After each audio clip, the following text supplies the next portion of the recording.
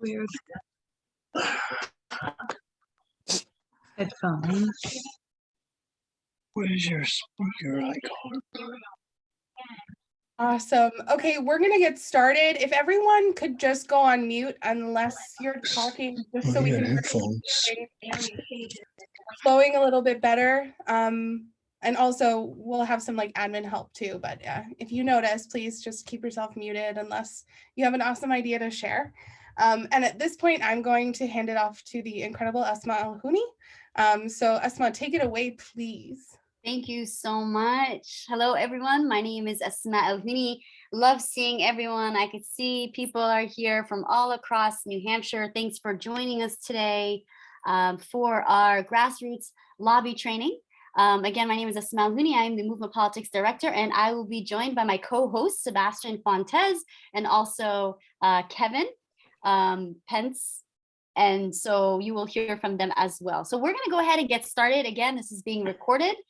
We're going to learn about the New Hampshire Legislature, how we make our laws in the state, and then we'll talk about how you guys can get involved and make sure that your voices can be heard. So we're going to go ahead and get started with our slides.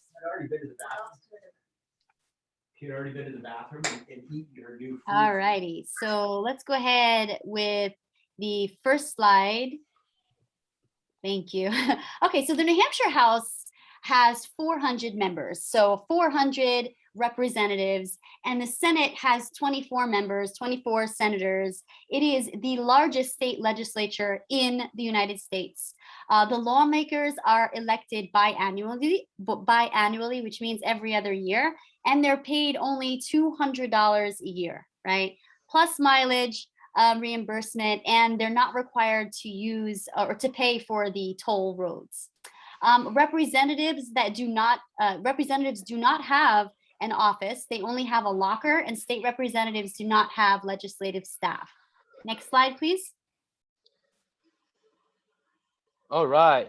So wow, $200. That's incredible. It all starts with an idea.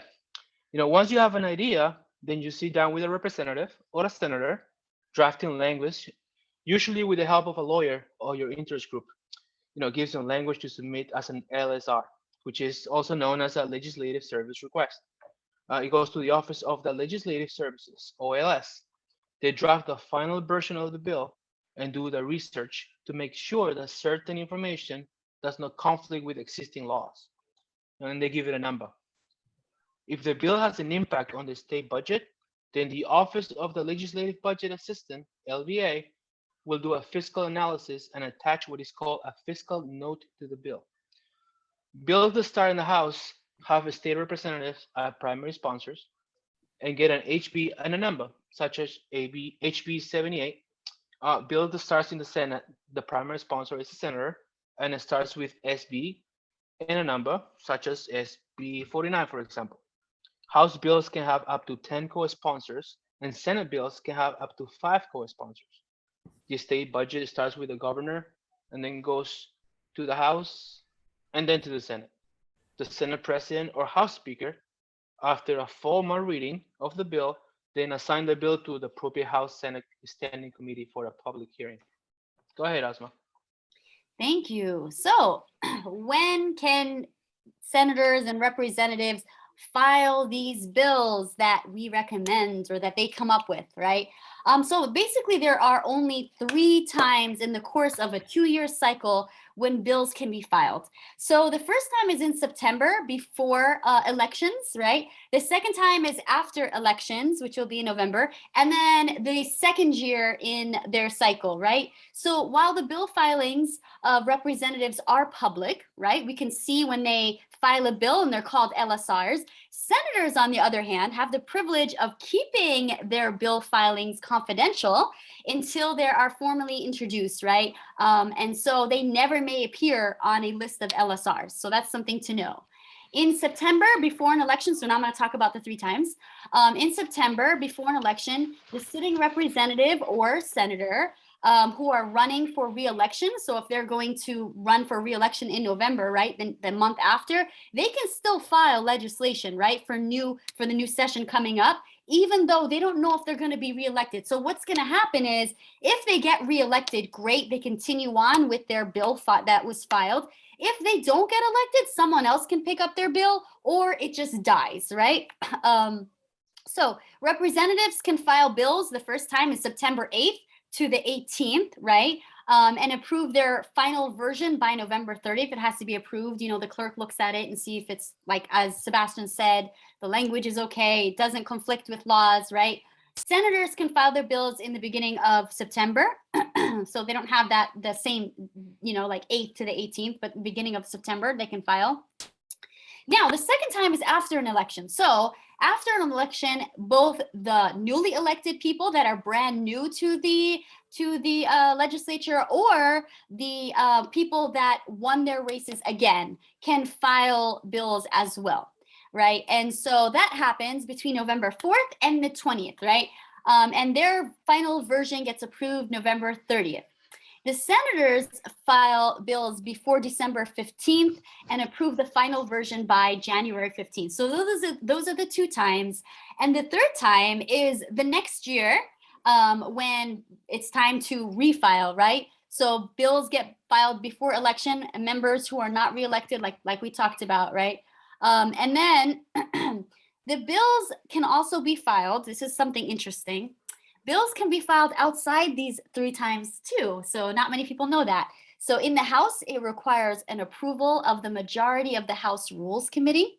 So if the House Rules Committee decides, hey, there's a bill that we absolutely must have, right? And the majority of them agree on the House Rules Committee, they can introduce a new bill, or else a vote of 2/3 of the House. So either that House Rules Committee or 2/3 of the House can vote and say, we really need this bill. We're in a state of emergency. We need to add a bill, and they can do that as well. On the Senate side, it requires only the majority of the Senate Rules Committee, right? To do that. Next slide. So now we're gonna talk about committees. You know, we hear about these committees all the time. So what are they? You know, first, the Senate has 12 standing committees, such as the one Education, Health and Human Services, Ways and Means, etc. The House has 25 standing committees. The Speaker of the House and the President of the Senate assign legislators to committees, and they decide who chairs each committee. Whichever party has the majority in the House or the Senate also has a majority on each committee, which sometimes is really unfortunate. The Speaker and the President also decide which bills get assigned to which committee. The chair of each committee, usually in conjunction with leadership, gets to decide when bills get a hearing.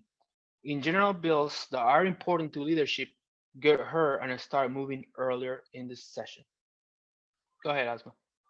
Isn't that interesting? That's why we know why some bills get heard first, right now. Thank you for that. So what do committees do? So committees, basically, they hold hearings on the bills and they make recommendations. They don't vote on the bills. They make recommendations that go to the full legislative body. So again, they don't vote on those bills. Even though the committee only makes recommendations, since the party with the majority of the floor also has the majority on each committee, usually what tends to happen is the recommendation from the committee is usually what is upheld by the floor vote. So that's why when something passes out of committee, people get scared because they're most likely going to listen to what the committee recommends because they're usually the majority, right? The committee chair decides when the bills get heard. If you're wondering who decides that, it's the committee chair. He decides when the bills get heard. In New Hampshire, all bills must have a hearing. They must have a committee recommendation, and they must have a floor vote. That's only, that is a New Hampshire thing. Not all states go by that. Different states have different rules, so just know that that is a New Hampshire thing, and they pride themselves, or we pride ourselves by that. I don't know if it's a good thing necessarily, because it's a lot of bills. All bills get basically 2 hearings. This is important. This is so confusing. People have a hard time with this, understanding like, hey, we just had a hearing. Why didn't they vote? So this is important information. So basically, all bills get 2 hearings. At first, the committee hears testimony And a second committee is going to happen where votes are happened, where votes, not voting on the bill, where vote of recommendation to go to the House floor is done, right? And the public can only watch in the second committee. So the first committee is when they hear the public and they can speak. And then the second committee is when they deliberate about it, talk about it amongst themselves. We cannot participate in that. It's called an executive session. So if something you hear is called an executive session, you can only watch, and that's where they have their vote of recommendation. So during testimony, the first hearing, right, the public can testify, and it's really, really important that you make your voices heard, not just for them to hear, but oftentimes this is recorded, it's put on YouTube, so you can be talking to a broader audience, and oftentimes the media taps into those videos to take quotes, right? So you can speak, and this will be recorded. To share your testimony, you just go to the committee room. You can go to the calendar and find out where that room will be, right? You can share your thoughts. You can also register your support or opposition online if you can't make it to the committee hearing, right? So let them know, like, so many people are in support of this bill. If they check and see how many people were in support online, right? So if for in-person testimony, you usually go to the assigned room, you fill out a form that says if you're either in support or opposing. In some rooms, what they'll do is they'll make you fill out a pink slip that you say not only are you just filing your support or opposition, but you also want to speak. So they'll let you know, or you'll see a pink slip there where you fill out and then you give to a member there. So in the Senate, it's possible that a committee can have a committee meeting where the public testimony happens, and then right after the public testimony, they go into executive session. That happens in the Senate side, and then they vote on a recommendation without scheduling a second meeting. So that happens on the Senate side, and on the House side, they're having testimony, and they may choose another day basically to have that second meeting where they're actually, deliberating amongst each other in an executive session and voting a recommendation. So the Senate committee does not always report when these bills are going to be voted on. If it's a different day, usually it's right after, but if it is a different day, they don't always report that. And so if you really need to know if in that executive session your bill is going to be talked about and voted in recommendation or against, then you should contact the chair of the committee, the sponsor of the bill, to figure out if they're going to be voting on that particular bill. Next slide.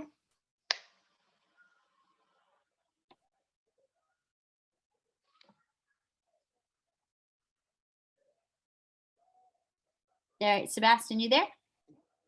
Sorry, I was having issues with the mic. So committee recommendations. In order for a committee to formally begin, it requires that a majority of the members be present.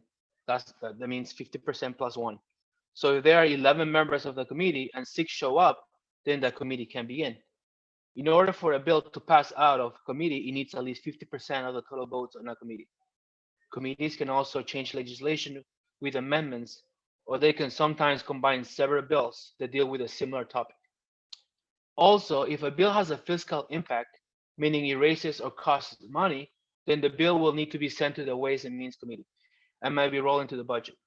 Bills retained in committee in the House are not brought out until the second legislative session. However, in the Senate, it is more likely that a bill retained in committee might still come out with a committee recommendation later in the session. In the second year, committees can recommend a bill for interim study. And that recommendation has to be voted on by the full body because it means that the bill will not be passing. It's referred to as a polite death. In the fall, a subcommittee assigned by the speaker meets to study the bill and votes to either recommend it or not for future legislation. For each bill, a report is drafted by the committee based on the recommendation for how the floor should vote. This report is public and is meant to inform legislators of their research and thinking of the committee. It is possible for a minority report to also be drafted by committee members who do not agree with the majority recommendation. So auto pass. Auto pass, this means that the committee is saying that all representatives, they recommend this bill and should pass on the floor vote. In expedient to legislate, this is the committee saying that the bill should not pass in a floor vote. Committees can also retain a bill. This can only happen in the first session. If it happens in the second year, they can only do refer for interim study. What happens if it goes to interim study? If this is done in the first session, then the bill must come back in the second session. In the second session, this recommendation must be voted on floor and is considered a polite death. Committees can also decide to retain a bill in committee. This can only happen in the first session. What a headache. Go ahead, Asma. Thank you so much. Wow. So here we have our committees. They recommended a vote. Now what happens? Well, basically, generally speaking, bills are going to be heard on the floor, are usually posted in the calendar the week before the actual floor session, right? So floor amendments to bills have to be introduced at least the day before the bills are brought to the House floor for a vote, right? Or the Senate floor. Bills that receive an ought to pass recommendation from a committee. Remember, New Hampshire has too many bills. Like, how in the world are they just gonna like go through each bill? So they decided a process to make it shorter. So they said, all the bills that have ought to pass recommendation by a committee, we're just gonna lump them all up together. We'll put them on something called consent calendar, right? And then we'll just vote on them all together, right? So we'll just say, are you for this bill or against this? And this is one way to like speed up the process, because imagine going through all the bills. It's just like way too much when we have to hear every single bill that was introduced.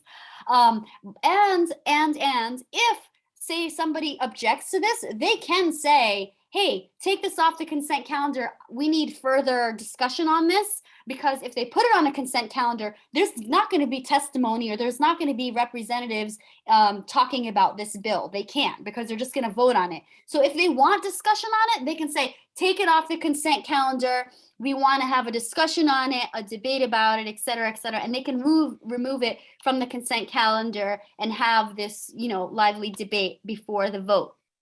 So the House floor session are scheduled by the Speaker, and the Senate floor sessions are every Thursday. Basically, what you should know is a tie vote on the floor means the bill does not pass. If the bill passes, then it can cross over to the other legislative body. So once there's a full vote in the House, for example, after it goes the recommendation from the committee, the House votes for it to pass, then it goes to the Senate side, right? And then the process starts all over again on the Senate side. Next.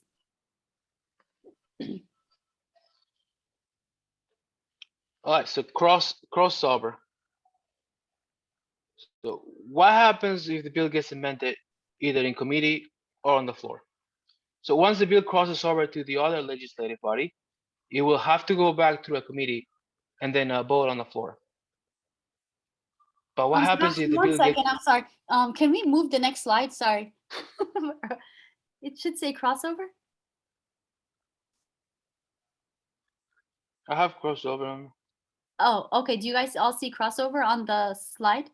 I see with the committee recommended moves to the House. Nope, we got to go one more. There we go. There we go. I had that slide on mine. Okay. So once again, sorry for that. So what happens? What happens if the bill gets amended either on the floor or either in the committee or on the floor? Then the amended bill will go back to the floor of the original body for a vote to concur. If they concur, then the bill passes. If they vote not to concur, then the House and Senate can form a committee of conference to try and work out an agreement. The budget is almost always worked out in a committee of conference. If both of the House and Senate do not agree to form a committee of conference, then the bill dies, just like that. Basically, if they run out of time, or if one body doesn't feel like they will be able to come out to an agreement, then they can vote not to form a committee of conference. Go ahead, Asma.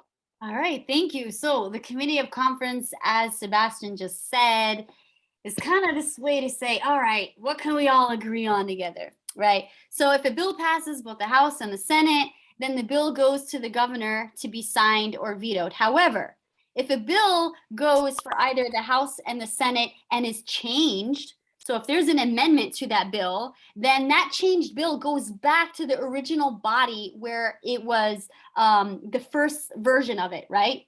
voted on, right? And if it passes, then the amended bill goes to the governor. However, if the bill doesn't pass, then the bill goes to something called the Committee of Conference, right? And this almost always happens, like Sebastian said, with the budget. The House and the Senate members to the they always do that with the budget, right? And the House and the Senate assign members to the Committee of Conference. So these members are assigned and they try to work out their disagreements that they have together behind closed doors.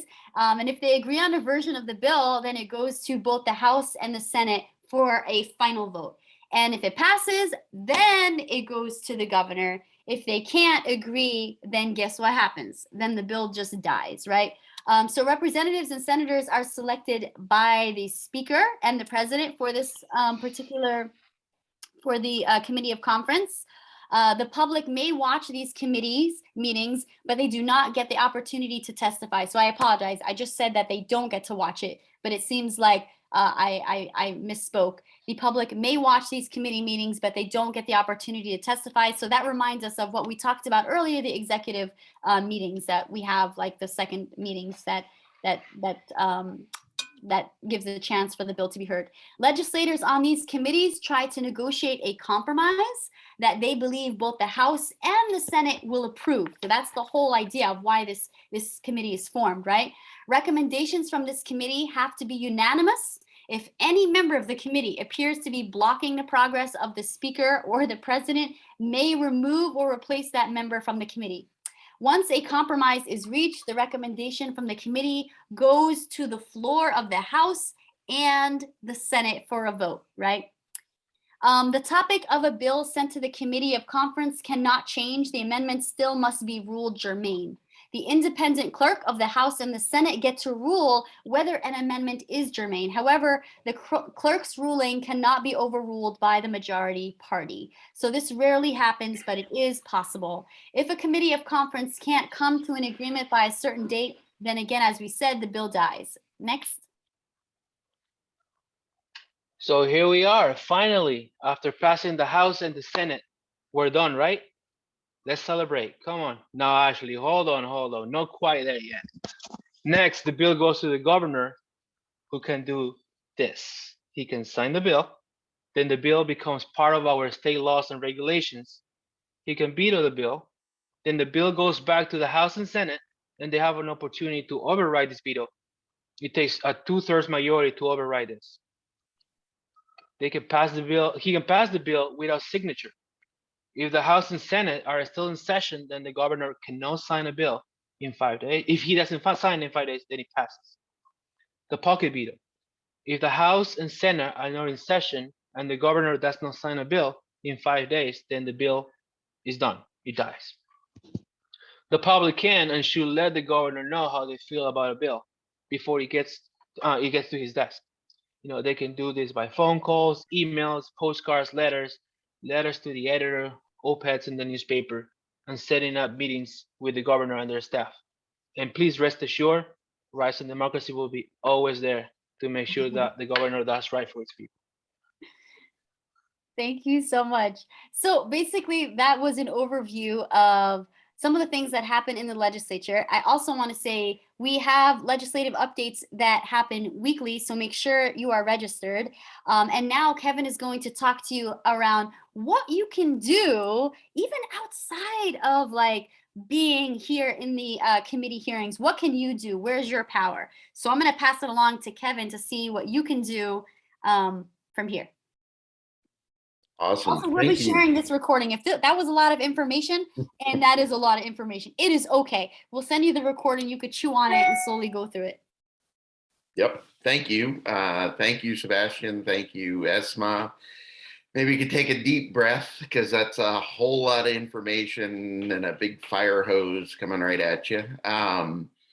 But this next section, we're going to try and make it more interactive. So if folks could maybe get ready to engage some. So thinking through the information that Sebastian and Esma just put out there, where do you recall, where are the sections that are designed for the public to get involved in the legislative process. What were a few of them? You can say them or put them in the chat, either way. Public hearings, yep. Committee hearings, public testimony. Others? Before the governor signs, yep. Online, support and oppose, yeah. Yeah, New Hampshire does a lot of that. Yep, letters to the editor. Talking to reps and senators. We're gonna dig into that one. Very good, yes. So yes, so in New Hampshire, we have it set up where most of the time citizens go and try and lobby or try and speak before committee hearings and things. The challenge with that is that a lot of those committee hearings are in the middle of the day, which means that it's very difficult for the general public to get to Concord to testify. Very often people may be coming from long distances, they're early in the morning, and it's really, it's just hard. And so we're gonna talk about something about grassroots lobbying today. And this is another way that the public can get involved in the legislative process. And it's a really, really good way for us to collectively understand what's going on behind the scenes during the legislature and get a better understanding of who's making what decisions and how all of that. So maybe if we could go to the next slide. So if I say the word lobbyist, what's the picture that comes into your mind? What do you imagine? A suit. Yeah. Pushy person, yeah. A briefcase. Money. Oh yeah, money, money, money. Mm-hmm. Paid professional, money, yeah. Corporation, yeah. Okay. So click to the next one. Wandering the halls, yes. Now, if we say grassroots lobbyist, does that change that image at all? And if so, how? It's better. Citizen, student, yeah. I have lobbyist, yeah, yeah. Meaningful conversations, yes. So the word lobbyist gets a bad rap because lots of people pay for lobbyists, but our system of government is designed to, you know, have representatives, and these representatives and senators are meant to be in communication with their constituents. That's the way it's supposed to work. Can we go to the next slide? So lobbying is when we ask legislators to support or oppose specific legislation. So that's what it's supposed to be. You can do it in a lot of different ways. You can do it in person, over the phone, video, email, postcard, letter, petition, what have you. There are lots of different ways, but in general, it's about, yeah, asking people. Next slide. So what are some reasons that folks can think of that grassroots lobbying might be important?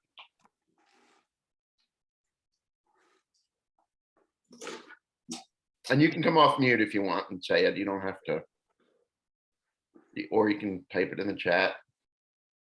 They work for us, yeah. Closer to home, public. Yeah, they need help understanding what the issues are, absolutely. Anybody have a guess about how many how many bills are submitted every year in the House and or the Senate? And I'm literally asking because I don't know, but but I know it's more than 1,000.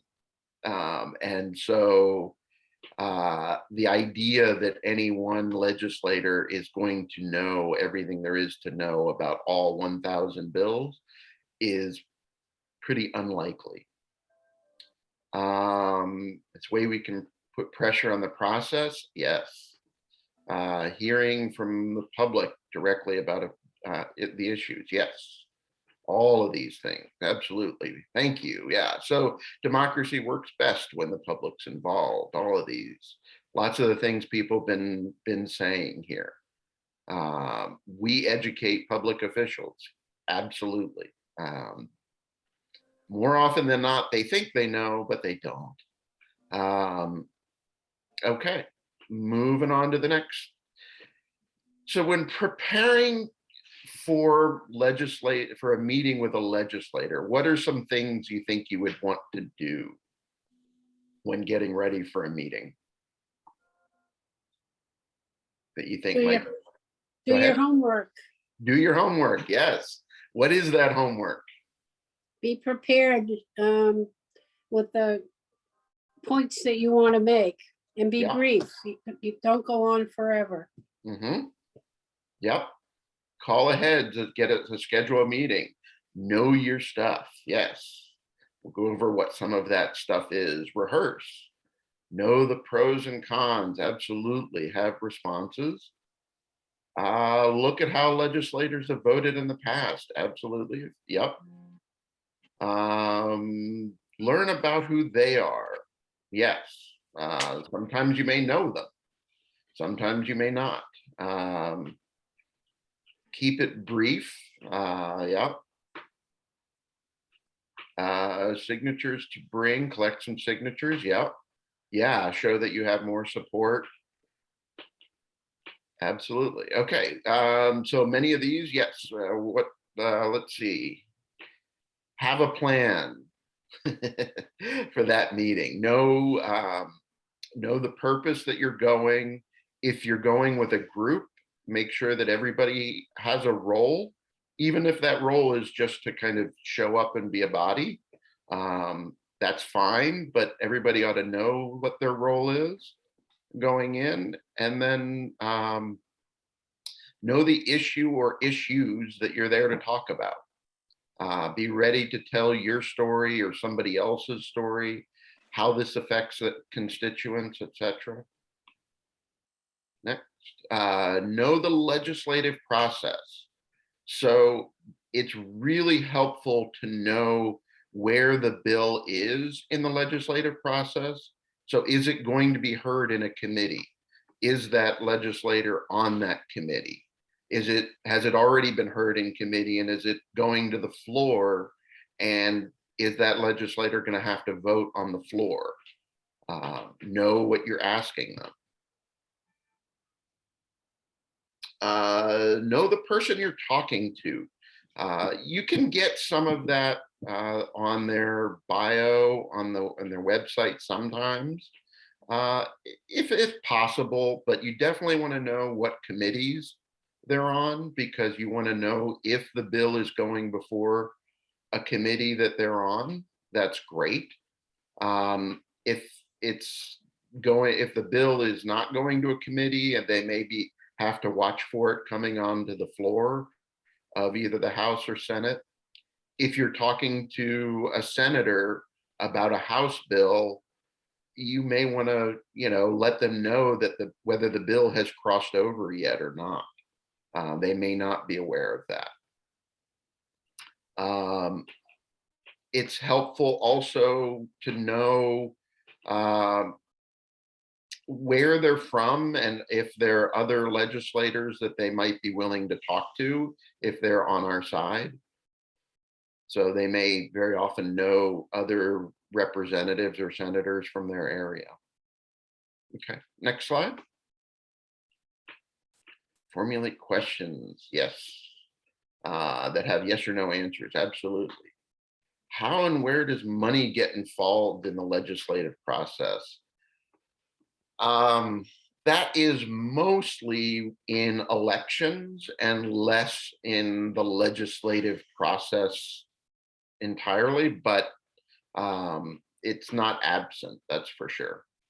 And there are ways that it gets involved. I'm not gonna delve into them too deeply at the moment.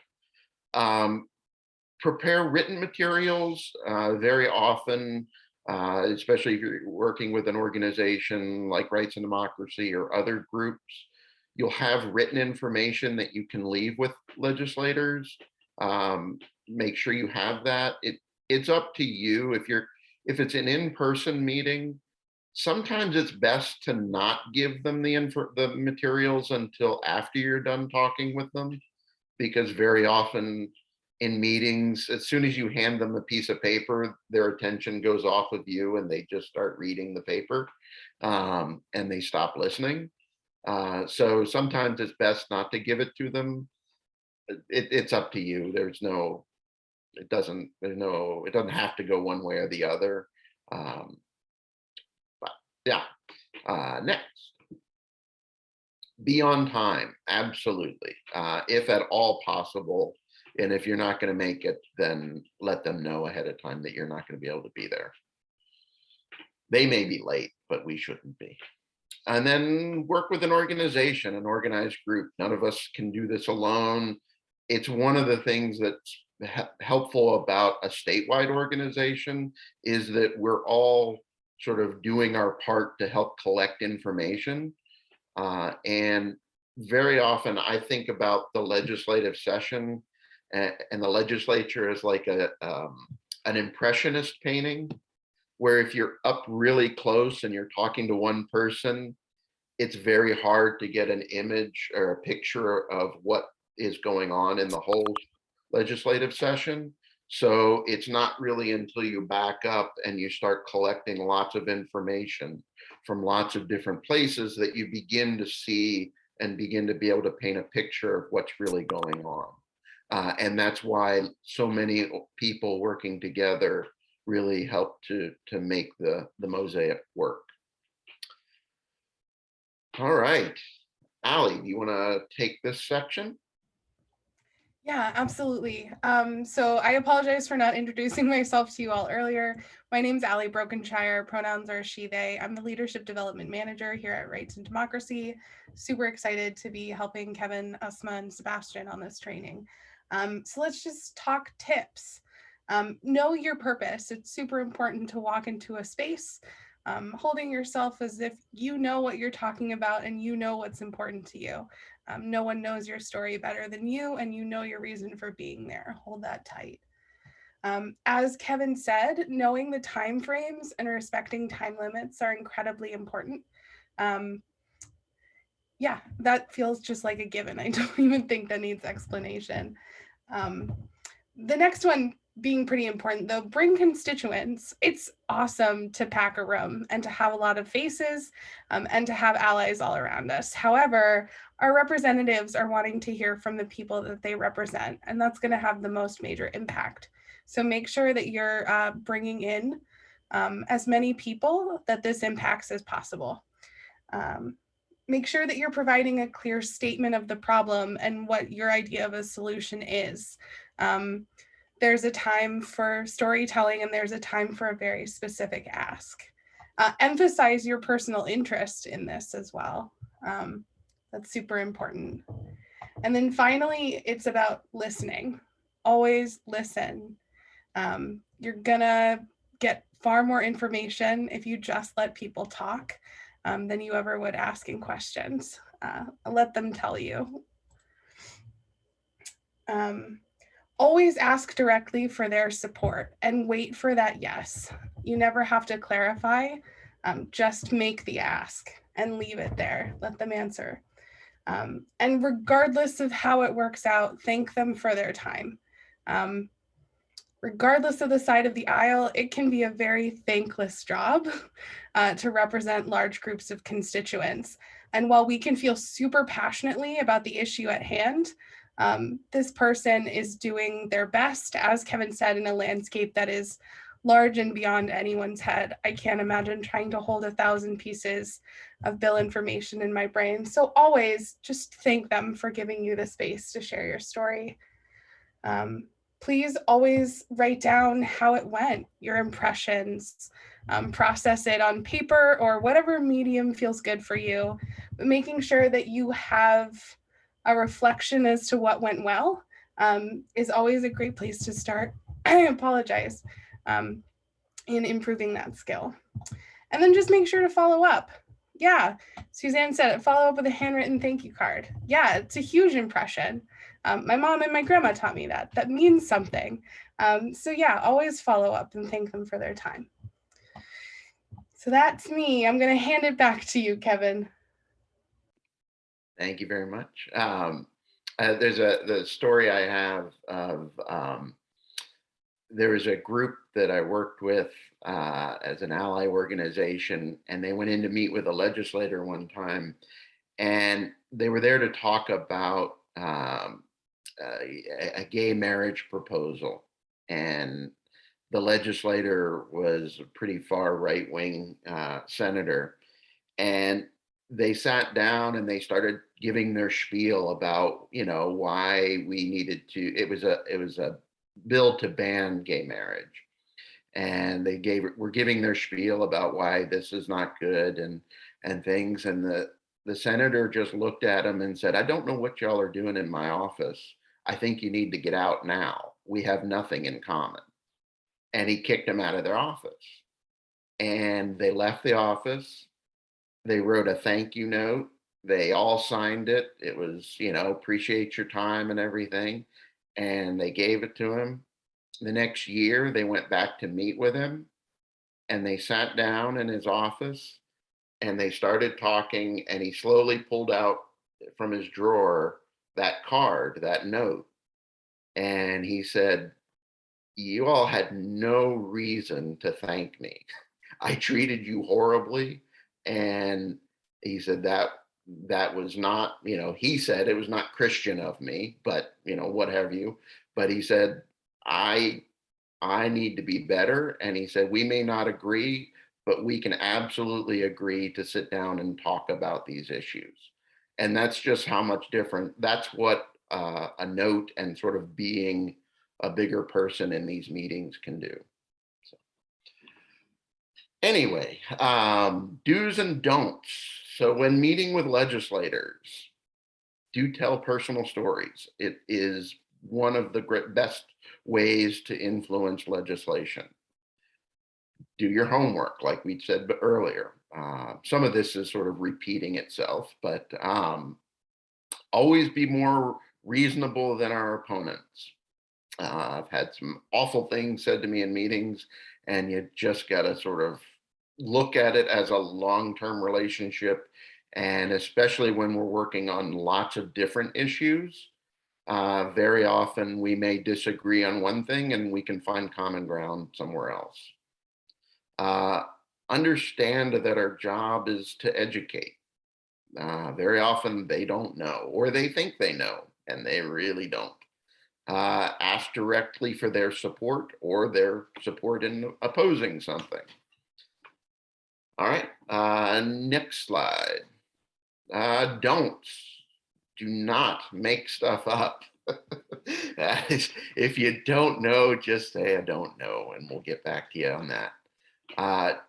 Don't threaten lawmakers. And that may sound obvious, but you don't threaten bodily harm, for one, but also don't threaten in terms of, you don't go into their office and say, we're gonna run somebody against you. We may do that, but that's not the time or the place to do it, to make that assertion. Don't assume that they know everything. They don't, and don't get discouraged. And part of the reason we don't threaten and things like that is, even if they disagree with us, sometimes it's better to just have somebody who disagrees with us than to make a legislator an active enemy. because there's a lot that they can do to tank legislation if they really, really want to. Okay, next. All right, so now in a few minutes, we're gonna break into small groups. I'm gonna try and divide everybody up into groups of 5.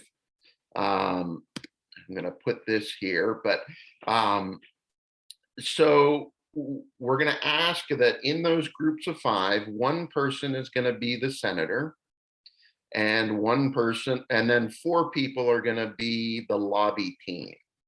So I'd like you to think about the scenario here. In this scenario, we're working to raise the wage for tipped workers. Currently, it's $3.27. The proposal is to raise it to $10. This is all just made up, so this is not coming from any place. The senator in this scenario, the senator is a Republican who's on the Senate Commerce Committee. The bill, Senate Bill 225, is expected to be given a public hearing in a couple weeks. And that Senator Smith represents a part of the state that has a lot of tourism and therefore a lot of restaurants. They think of themselves as a moderate Republican, if there are such a thing left. And they agree the current tipped minimum wage is too low, but they think $10 an hour is probably too high. And so one person in the group of 5 will play the role of the senator, and then we'll need one person to take the lead to sort of start the meeting, do an introduction, explain why you're here. If one person could try and be ready to tell a story, and it can be real or you can make it up for tonight, but tell a story about how this affects you or somebody you know. One person should be prepared for the ask. So when you make the ask, you want to make sure that you're asking them for their support. And very similar to when you're asking somebody for a donation, once you make the ask, let it sit. It's very important to let that ask sit and let them answer it. We have bad habits of not liking silence. And so very often when we make an ask like that, if the senator or representative is silent for a while, we try and fill that void. But we want to let it sit and let them answer yes or no. And then one person to take notes on what's going on. And anybody, even though we take on these roles in these meetings, you can't, if a senator asks a question or if somebody, feel free to, anybody can jump in. It's not, we try and take on these roles just to make sure they're covered, but it's not, it's not a hard and fast rule that you only have to stick to that role. Any questions before we jump? I put a link to this scenario to a Google Doc as well, so folks can check it out if you have questions. But any questions before we go into small groups? Okay, let me check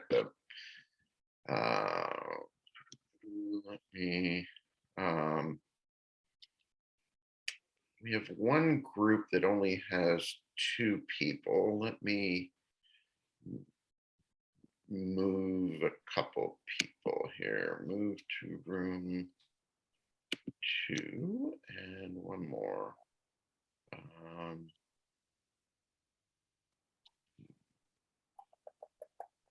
3, 5. Okay. Oh no, what's wrong?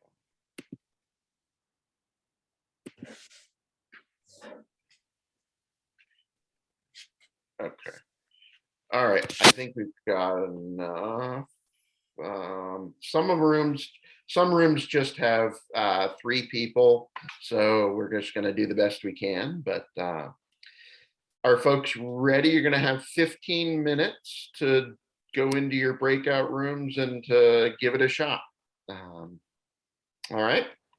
Kevin, I had everybody set up with like 2 groups of 5 and 1 4. That's Okay. right, a breakout. So Okay, if you want to do that, go ahead. I will. Okay. And I apologized for the Zoom link. I was trying to drop the prompt and apparently Zoom doesn't like me to do that. So we'll make sure that you guys have access to the doc as well. And here we go to breakouts.